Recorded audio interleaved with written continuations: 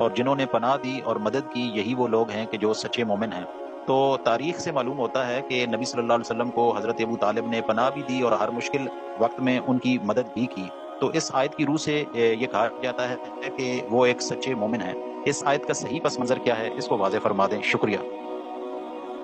نبی صلی اللہ علیہ وسلم کے آباء و اجداد کے معاملے میں یا اس وقت جو آپ کے اعزاء تھے جو بظاہر ایمان نہیں لائے، کوئی بھی بات کرنے میں احتیاط کرنی چاہیے۔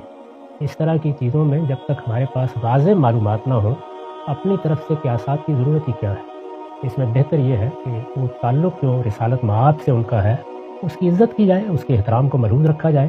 اگر آپ کے اعزاء میں سے کسی نے براہنہ طور پر مخالفت کی ہے، معاندت پر اتر آیا ہے، جیسے ابو لہب ہے، وہ بھی عزیز ہے، تو اس کو بیان کرنے میں کوئی معنی نہیں۔ اگر ایسا نہیں ہے تو حسن ظن رکھنا چاہیے۔ ہمارے پاس ان کے ایمان کے بارے میں کوئی تاریخی شہادت موجود نہیں ہے۔ جب موجود نہیں ہے تو پھر کف لسان زیادہ اچھا ہے۔ یہ تو اصولی بات ہے۔